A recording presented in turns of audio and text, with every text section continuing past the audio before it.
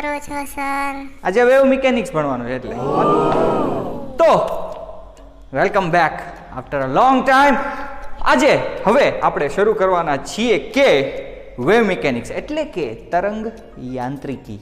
યાંત્રિકી એટલે કે મિકેનિક્સ, તરંગ એટલે કે વેવ. ઓકે, તો લોગો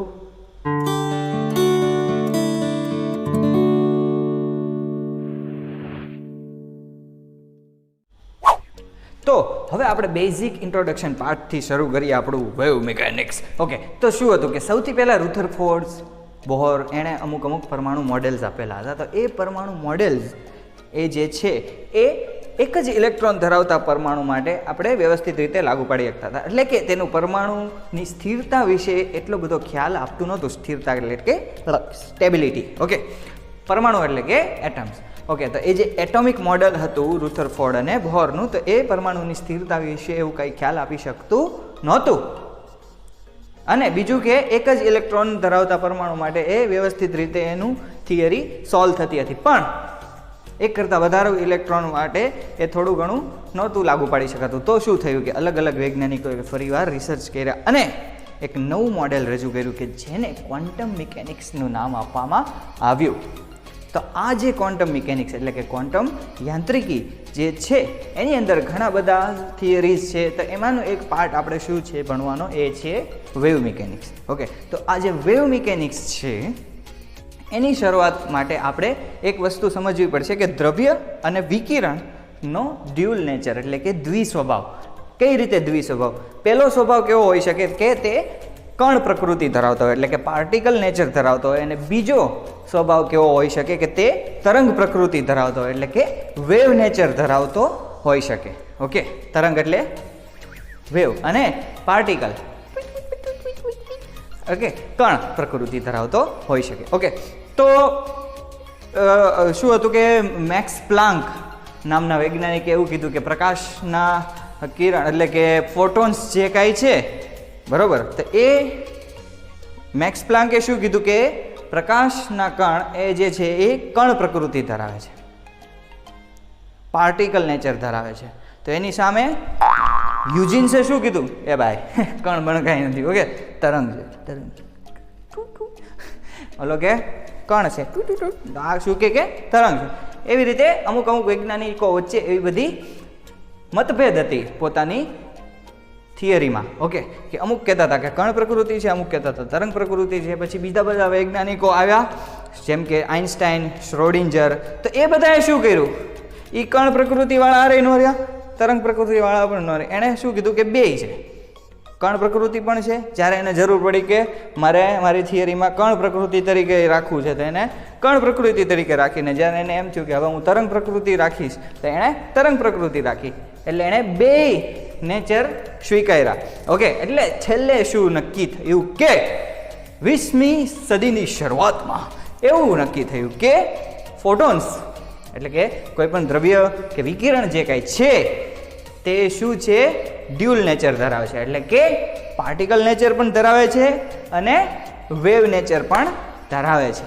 ઓકે, તો બસ. તો હવે આપણે ભણીએ શું કે દ્રવ્ય તરંગ એટલે કે મેટર વેવ. મેટર એટલે દ્રવ્ય, વેવ એટલે તરંગ, મેટર વેવ એટલે દ્રવ્ય તરંગ. ઓકે, તો આ જે દ્રવ્ય તરંગ જે છે, મેટર વેવ જે છે, એની પરિકલ્પના કોણે આપી હતી? તો એક વૈજ્ઞાનિક હતો, ફ્રેન્ચ વૈજ્ઞાનિક છે કે જેનું નામ ડી બ્રોગલી, મોગલી નહીં. ઓકે, તો એ જે છે એ ફ્રેન્ચ વૈજ્ઞાનિક જ્યારે ફ્રેન્ચ ફ્રાય ખાતો હતો ત્યારે એને એવો વિચાર આવ્યો કે પ્રકાશ પાસે જો તરંગ પ્રકૃતિ સાથે સાથે કણ પ્રકૃતિ હોય તો કણ પાસે પણ તરંગ પ્રકૃતિ હોવી જોઈએ. ઓકે, એટલે કે શું કે જે પ્રકાશના કિરણો છે, ફોટોન્સ છે, એની પાસે વેવ નેચર હોવાની સાથે સાથે જો એ પાર્ટિકલ નેચર પણ ધરાવતા હોય તો અમુક પાર્ટિકલ્સ જે છે એની પાસે પણ શું હશે? વેવ નેચર હશે. ઓકે, તરંગ પ્રકૃતિ હશે. એટલે કે આવી એને જે પરિકલ્પના કરી, એટલે કે જે કંઈ કણ જે છે એની પાસે જો વેવ નેચર હોય તો એવા વેવને એણે શું નામ આપ્યું? Matter wave. ઓકે, તો આ જે મેટર વેવ એટલે કે દ્રવ્ય તરંગ જે છે એ શું છે કે જે કણ છે એની પાસે પણ તરંગ પ્રકૃતિ હોય તો એ જે તરંગો છે એને શું કહેવાય? Matter wave. હવે આપણે એ વસ્તુ સમજવાની છે કે પ્રકાશના તરંગો અને દ્રવ્ય તરંગો એ બંને જુદી જુદી વસ્તુ. ઓકે, સામાન્ય જીવનમાં આપણને જે કંઈ જોવા મળે છે તરંગો, જેમ કે પ્રકાશના તરંગો છે, ધ્વનિના તરંગો છે, ધ્વનિના તરંગો. ઓકે, તો એ બધા તરંગો છે એ અલગ છે અને દ્રવ્ય તરંગ અલગ છે. દ્રવ્ય તરંગ શું છે? એ છે વેવ ઓફ પ્રોબેબિલિટી, એટલે કે એ સંભાવના તરંગ છે. શું કામ? કારણ કે ત્યાં આગળ કણ મળી આવવાની સંભાવના સૌથી વધારે હશે એ તરંગમાં. તો એ જે કાંઈ વેવ છે એ મેટર વેવ કહેવાય છે એને. ઓકે, અને બીજું એ વાત છે કે આ જે કાંઈ મેટર વેવ છે એ સૂક્ષ્મ, અતિ સૂક્ષ્મ કણ માટે લાગુ પાડી શકાય છે. જેમ કે કોઈ પણ ગતિ કરતા કણ હોય એની પાસે વેવ નેચર હશે, પણ કેવા કણ હોવા જોઈએ? અતિ સૂક્ષ્મ. મારી જેવા બૂમ બૂમ બૂમ દોડતા હોય માણસો, એની માટે નહીં. ઉડતું વિમાન, એની માટે પણ લાગુ પાડી શકાતું નથી, પણ અતિ સૂક્ષ્મ કણ માટે તેને લાગુ પાડી શકાય છે. એટલે આપણે વીજ ચુંબકીય તરંગો અને મેટર વેવ વચ્ચેનો તફાવત આપણે સમજવો પડશે. ઓકે, તો હવે આપણે જોઈએ શું તફાવત છે વીજ ચુંબકીય તરંગ અને મેટર વેવ વચ્ચે. તો તમે જેમ જોઈ શકો છો તેમ આ રીતે થોડાક તફાવત છે વિદ્યુત ચુંબકીય તરંગો અને દ્રવ્ય તરંગ, એટલે કે મેટર વેવ અને ઇલેક્ટ્રોમેગ્નેટિક રેડિયેશન વચ્ચે. ઓકે, તો શું છે તફાવત? થોડાક 7 પોઈન્ટ્સ છે, જેમાંથી સૌથી પહેલો છે સોર્સ, એટલે કે ઉદ્ગમ. તો કોઈ પણ ચાર્જ પાર્ટિકલ્સ દ્વારા ઇલેક્ટ્રોમેગ્નેટિક વેવ ઉત્પન્ન થાય છે, એટલે કે વિદ્યુત ભાર ધરાવતા કણોથી થાય છે. અને દ્રવ્ય તરંગ છે એ ઉત્પન્ન થવા માટે વિદ્યુત ભારિત હોવું જરૂરી નથી. કોઈ પણ કણ દ્રવ્ય તરંગને ઉત્પન્ન કરી શકે છે. બીજું શું છે કે સ્થાન. તો ઇલેક્ટ્રોમેગ્નેટિક રેડિયેશન વેવ જે કાંઈ છે વિદ્યુત ચુંબકીય તરંગો એ શું છે કે જ્યારે ઉદ્ગમ સ્થાનથી ચોતરફ ફેલાયેલા હોય છે, એટલે કે બધી દિશામાં તે ફેલાય છે. પણ જ્યારે આપણે દ્રવ્ય તરંગની વાત કરતા હોઈએ તો દ્રવ્ય તરંગ શું છે કે એ જ્યાં કણ હશે ત્યાં જ તે એનું તરંગ હશે. ઓકે, પછી આવશે કે ગતિ. તો વિદ્યુત ચુંબકીય તરંગોની ગતિ કેટલી છે? પ્રકાશના ગતિ જેટલી, એટલે કે 3 × 10⁸ મીટર પર સેકન્ડ. પણ જે દ્રવ્ય તરંગની ગતિ છે એ કોના પર આધારિત છે? જે કણના દ્રવ્યમાન ઉપર. કોઈ પણ કણ છે એની ઉપર આધારિત હોવાની છે એની ગતિ. અલગ અલગ હોઈ શકે છે. ઓકે, પછી આવે છે આવૃત્તિ, એટલે કે ફ્રીક્વન્સી. ગતિ એટલે વેલોસિટી વહી ગયું. હવે જે આવે છે એ છે ફ્રીક્વન્સી, એટલે કે આવૃત્તિ. તો ઇલેક્ટ્રોમેગ્નેટિક વેવ માટે આવૃત્તિ new is equal to c/λ, જ્યાં c શું છે? ફોટોન્સની વેલોસિટી, બરોબર, વેલોસિટી ઓફ લાઇટ. ઓકે, અને લેમ્ડા જે છે એ છે વેવલેન્થ. પણ જ્યારે દ્રવ્ય તરંગ એટલે કે મેટર વેવની વાત કરતા હોય તો તેની આવૃત્તિ new is equal to velocity of particle. Matter જે કાંઈ છે કણ જે છે એની વેલોસિટી ડિવાઇડેડ બાય વેવલેન્થ. પણ આ જે વેવલેન્થ જે છે દ્રવ્ય તરંગની એ વેવલેન્થ એના દળ પર આધારિત છે, એટલે કે જે દ્રવ્ય જે છે એના માસ પર આધારિત છે, એટલે કે એ તરંગ લંબાઈ એના માસના વ્યસ્ત પ્રમાણમાં હોય છે. એટલે કે lambda is equal to h/mv. Okay, h/mv. અને જે v જે છે એ શું છે? વેલોસિટી ઓફ પાર્ટિકલ, કણની વેલોસિટી છે, ગતિ છે. તો આપણે આ દ્રવ્ય તરંગ માટે તેનું સૂત્ર શું થઈ જશે કે આવૃત્તિ એટલે કે new is equal to mv²/h. એટલું ક્લિયર છે? હવે વાત કરીએ તરંગ લંબાઈની. તો ઇલેક્ટ્રોમેગ્નેટિક વેવની તરંગ લંબાઈ કેવી છે? ખૂબ જ મોટી છે, બરાબર, મોટા વિસ્તારની હોય છે. જ્યારે દ્રવ્ય તરંગની તરંગ લંબાઈ કેવી હોય છે? ટૂંકી હોય છે અને તે માસ પર આધારિત છે. કઈ રીતે? કે માસના એ વ્યસ્ત પ્રમાણમાં હોય છે. Lambda is inversely proportional to the mass of that particle. Okay, અને નેચર એટલે કે સ્વભાવ. તો વિદ્યુત ચુંબકીય તરંગો જે છે એ શું છે કે વિદ્યુત ચુંબકીય ક્ષેત્ર સાથે સંકળાયેલ હોવાથી તે અલગ અલગ માધ્યમમાં પ્રસરે છે. અને આ જે દ્રવ્ય તરંગ છે એ વિદ્યુત કે ચુંબકીય ક્ષેત્ર સાથે સંકળાયેલું હોતું નથી. અને લાસ્ટ પોઈન્ટ આપણો શું છે? પ્રસરણનું માધ્યમ, એટલે કે મીડિયમ કે કયા મીડિયમમાં તેનું પ્રસરણ થઈ શકે છે. તો ઇલેક્ટ્રોમેગ્નેટિક વેવ છે એ કોઈ પણ મીડિયમમાં એ પ્રસરણ થઈ શકે છે. ઓકે, શૂન્યાવકાશમાં પણ તે પ્રસરણ થઈ શકે છે અને શૂન્યાવકાશ ન હોય ત્યાં પણ તેનું પ્રસરણ થઈ શકે છે. જેમ કે આપણે સૂર્યના કિરણો જે છે એ આપણી પૃથ્વી પર પડે છે તો વચમાં શૂન્યાવકાશ પણ હોય છે, બરાબર, ઘણું બધું હોય છે. આપણું એટમોસ્ફિયર હોય છે, પછી આપણે કોઈ પણ પાણી હોય તો પાણીની અંદર પણ પ્રકાશના કિરણો પ્રસરણ પામે છે. કોઈ પણ મીડિયમની અંદર એ ફોટોન્સ જે છે ઇલેક્ટ્રોમેગ્નેટિક વેવ્સ એ જે છે એ પ્રસરણ પામી શકે છે. પણ જે દ્રવ્ય તરંગ છે, મેટર વેવ્સ જે છે એ શૂન્યાવકાશમાં પ્રસરણ પામી શકતી નથી. ઓકે, તો આટલા પોઈન્ટ્સ જે છે એ એના બંને વચ્ચેના ડિફરન્સમાં આવે છે. ઓકે, તો હવે આપણે જોઈએ મેટર વેવ્સનું જે કંઈ સમીકરણ જે છે એ કઈ રીતે તારવવામાં આવે છે. તો હવે આપણે જોઈએ કે મેટર વેવ ઇક્વેશન એટલે કે દ્રવ્ય તરંગ સમીકરણ. સૌથી પહેલાં તો દ્રવ્ય તરંગ સમીકરણ શું છે? ડી બ્રોય નામના વૈજ્ઞાનિકે જે તારવ્યું હતું. તો એ સમીકરણ છે λ=h/mv. આવું તો આ જે સમીકરણ જે છે એ એણે તારવ્યું હતું. કઈ રીતે તારવ્યું હતું? તો પ્લાન્કના સમીકરણ મુજબ એનર્જી ઓફ ફોટોન્સ E શું છે કે h ન્યુ, કે જેમાં h જે છે પ્લાન્ક અચળાંક કોન્સ્ટન્ટ છે અને ન્યુ જે છે એ આવૃત્તિ છે. અને આઇન્સ્ટાઈનની થિયરી ઓફ રિલેટિવિટી પરથી આપણને એક એનર્જી માટેનું સૂત્ર શું મળે છે? E=cp. c જ્યાં ફોટોનની વેલોસિટી છે અને p જે છે એ તેનું વેગમાન છે. ઓકે, તો એનર્જી તો સેમ જ રહેવાની છે બંનેની. તો E શું થયું? h new cp. હવે આપણને ખ્યાલ છે કે આવૃત્તિ ન્યુ, ફોટોન્સની આવૃત્તિ c/λ. ઓકે, તો આ ઇક્વેશન કેવી રીતે થઈ જશે? hc/λ cp. બંને બાજુથી c જતો રહેશે તો h/λ p થશે. તો λ શું થશે? h/p, કે જ્યાં p શું છે? ફોટોનનું વેગમાન છે. તો હવે આપણા ડી બ્રોગલીએ શું કર્યું કે આ ફોટોનનું વેગમાન જે છે એની બદલે શું મૂકી દીધું? કણનું વેગમાન. એટલે કે કણનું વેગમાન શું છે? mv. m શું છે? દળ, દ્રવ્યમાન, સોરી, એટલે કે માસ. અને v શું છે? કે વેલોસિટી ઓફ ધેટ પાર્ટિકલ. તો ઓવરઓલ ઇક્વેશન કેવી રીતે બની ગયું? તરંગ લંબાઈ એટલે કે વેવલેન્થ માટે λ=h/mv. તો આ જે ઇક્વેશન છે એને શું કહેવાય? દ્રવ્ય તરંગ ઇક્વેશન, મેટર વેવ સમીકરણ. ઓકે, તો આ રીતે ડી બ્રોગલીએ એક સ્ટેટમેન્ટ આપ્યું કે દરેક ગતિશીલ સૂક્ષ્મ કણ તરંગ પ્રકૃતિ ધરાવે છે.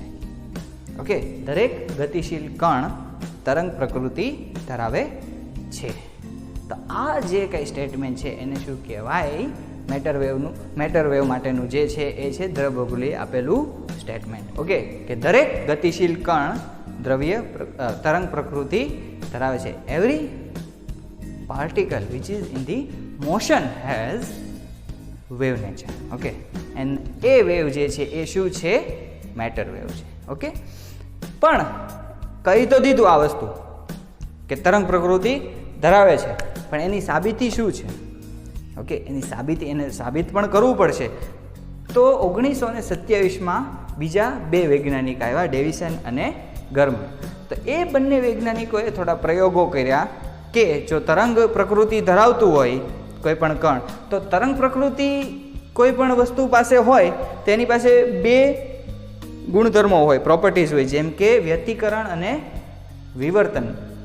વિવર્તન એટલે કે ડિફ્રેક્શન, વ્યતિકરણ એટલે કે ઇન્ટરફિયરન્સ. ઓકે, તો આવા બે ગુણધર્મો એટલે કે પ્રોપર્ટીઝ હોવી જોઈએ તરંગ પ્રકૃતિ જો એકચ્યુઅલમાં કોઈ કણ પાસે હોય તો એ લોકોએ શું કર્યું કે નિકલ ધાતુ ઉપર પ્રયોગ કર્યા અને એક્સરેની જેમ ઇલેક્ટ્રોન્સ પાર્ટિકલ ઉપર એ લોકોએ જે કાંઈ રિસર્ચ કર્યું અને એને ડિફ્રેક્શન જોવા મળ્યું. ઓકે, તો એની પરથી સાબિત થયું કે એ કણ જે છે એ કેવું છે, તરંગ પ્રકૃતિ પણ ધરાવે છે. અને આ જે ડ બ્રોગલી એ આપેલું જે કંઈ સ્ટેટમેન્ટ છે, પરિકલ્પના છે, એ સાબિત કરી આ રીતે. ઓકે, તો હવે આપણે નેક્સ્ટ જોઈએ છીએ હાઇઝનબર્ગનો અનિશ્ચિતતાનો સિદ્ધાંત. ઓકે, તો હાઇઝનબર્ગનો અનિશ્ચિતતાનો સિદ્ધાંત એટલે કે હાઇઝનબર્ગ્સ અનસર્ટિનિટી પ્રિન્સિપલ શું છે? તો આપણને ખ્યાલ છે કે ન્યૂટનના ગતિના નિયમોના આધારે કોઈ પણ ગતિ કરતી વસ્તુ હોય, ઓકે, કોઈ પણ વિમાન, માનો કે એક વિમાન ઉડે છે, તો આપણે એ વિમાનને ઝડપ એટલે કે સ્પીડ અને તેની દિશા અને એ બધું ડિરેક્શન વિશે જો આપણને જાણકારી હોય તો આપણને ખ્યાલ આવે કે અમુક ચોક્કસ સમય પછી શું થશે, કે એ વિમાન ક્યાં પહોંચ્યું હશે. ઓકે, એની આપણે ગણતરી કરી શકીએ છીએ. એટલે કે કોઈ પણ આપણે યુદ્ધ હોય તો પણ યુદ્ધમાં પણ એનો ઉપયોગ થાય છે એ ગતિના નિયમોના આધારે, કે એ વિમાનને જો પાડી દેવું હોય તોપથી તો એ ધૂમ ફોડે તો એ વિમાન તૂટી જાય, બરાબર. તો એની માટે અમુક ગણતરી થઈ શકે છે ન્યૂટનના ગતિના નિયમોના આધારે. પણ આ બધા નિયમો જે છે એ મોટા પદાર્થો એટલે કે જેની દળ, દ્રવ્યમાન કે એવું બધું વધારે હોય એની માટે લાગુ પાડી શકે છે, પણ અતિ સૂક્ષ્મ કણ માટે તે લાગુ પાડી શકાતા નથી આ ન્યૂટનના નિયમો. ઓકે, કારણ કે ન્યૂટન માથે સફરજન પીડ્યું હતું. ઓકે, ઇલેક્ટ્રોન નહોતો, પાર્ટિકલ નહોતો પીડ્યો. ઓકે, તો શું છે કે એ બધા નિયમો જે છે એ અતિ સૂક્ષ્મ કણ માટે થોડા ઘણા લાગુ પાડી શકાતા નથી. અને એ બધું ધ્યાનમાં લઈને હાઇઝનબર્ગે એક અનિશ્ચિતતાનો સિદ્ધાંત આપ્યો કે દરેક ગતિશીલ અતિ સૂક્ષ્મ કણનું સ્થાન અને વેગમાન ચોકસાઈપૂર્વક એક સાથે માપી શકાતું નથી. એટલે કે it is impossible to know exactly the both the position and momentum of an electron simultaneously. Okay, તો એ વસ્તુ જે છે કે કોઈ પણ ગતિશીલ સૂક્ષ્મ કણ હોય, અતિ સૂક્ષ્મ કણ હોય, કે તેનું સ્થાન અને વેગમાન ચોકસાઈપૂર્વક બે એક સાથે માપી નહીં શકીએ. કાં તો સ્થાન માપી શકાશે, કાં તો વેગમાન માપી શકાશે ચોકસાઈપૂર્વક. ઓકે, બાકી જો બંને માપવું હોય તો થોડી ઘણી એરર બંનેમાં રહી શકે. ઓકે, તો કઈ રીતે? માનો કે કોઈ પણ ઇલેક્ટ્રોનની વાત કરતા હોય, ઇલેક્ટ્રોનનું આપણે સ્થાન અને વેગમાન માપવું હોય તો ઇલેક્ટ્રોન તો ગતિ કરે છે. હવે ગતિ કરતો ઇલેક્ટ્રોન જે છે, અતિ સૂક્ષ્મ કણ જે છે, હવે આપણે જો માનો કે તેનું સ્થાન માપવું હોય તો આપણે લેમ્બડા જેટલી વેવલેન્થનો ઉપયોગ કરીએ. તો લેમ્બડા જેટલી વેવલેન્થનો ઉપયોગ કરતા હોઈએ તો એમાં લેમ્બડા પ્લસ ઓર માઇનસ જેટલી આપણને શું મળે છે? એરર મળે છે. તો એટલી એરરને દૂર કરવા આપણે શું કરવું પડશે? લેમ્બડાને ઓછામાં ઓછી રાખવી પડે. કે જેટલી ઓછી રાખીએ લેમ્બડા તો એટલી એરર આપણને પ્લસ ઓર માઇનસ લેમ્બડા જેટલી ઓછી મળે. તો શું થશે? તો જો એ સ્થાન માપવા માટે આપણે લેમ્બડાને ઓછું કરતા જઈએ તો શું થશે? વેગમાન વધી જશે. શું કામ? કારણ કે લેમ્બડા ઇઝ ઇક્વલ ટુ શું છે? h/p, કે જ્યાં p શું છે? વેગમાન છે. ઓકે, એટલે કે જેમ શું છે કે લેમ્બડા ઘટશે તેમ વેગમાન વધશે. એટલે કે તરંગ લંબાઈ એટલે કે wavelength is inversely proportional two આપણી વેગમાનને, બરાબર. તો h/જે p જે છે એ શું છે? વેગમાન છે. વેગમાન ઇઝ ઇક્વલ ટુ શું છે? કે mv. એ તો આપણે હવે જોવાનું નથી. વેગમાન જેમ છે એ વધતું જશે જો તરંગ લંબાઈ આપણે ઓછી કરશું. એટલે કે જો સ્થાનની આપણે ચોકસાઈ જોતી હશે તો વેગમાનમાં અનિશ્ચિતતા આવશે. અને જો વેગમાન આપણે જો ચોક્કસ જોતું હશે તો સ્થાન માપવા માટે આપણને થોડી ઘણી એરર મળશે. એટલે કે એમ કહી શકીએ કે સ્થાન અને વેગમાન એક સાથે ચોકસાઈપૂર્વક માપી શકાતું નથી. કોના કેસમાં? ગતિશીલ અતિ સૂક્ષ્મ કણ માટે. અતિ સૂક્ષ્મ કણ માટે. ઓકે, મોટા પદાર્થો માટેની વાત નથી. ને એની માટે હાઇઝનબર્ગે એક ઇક્વેશન આપ્યું કે જે હતું ΔX × ΔP greater than equal to h/4π. ΔX શું છે? કે સ્થાનની ઓલી અનિશ્ચિતતા. ΔP શું છે? વેગમાનમાં અનિશ્ચિતતા. ઓકે, h એટલે તો પ્લાન્કનો અચળાંક તો આ રીતે જે કાંઈ સિદ્ધાંત જે છે એને શું કહેવાય? હાઇઝનબર્ગનો અનિશ્ચિતતાનો સિદ્ધાંત, હાઇઝનબર્ગ્સ અનસર્ટિનિટી પ્રિન્સિપલ. તો આજના લેક્ચરમાં આપણે આટલી વસ્તુઓ જોઈ છે, જે બહુ ઘણી વસ્તુ છે. ઓકે, હવે નેક્સ્ટ લેક્ચરમાં આપણે અલગ ટોપિક આપણે વેવ મિકેનિક્સના જ તે આગળ ભણતા જઈશું. ઓકે, તો ત્યાં સુધી આ લેક્ચર જો મોજ કરો, વાંચો, ભણો, જે કરવું એ કરો. બરાબર.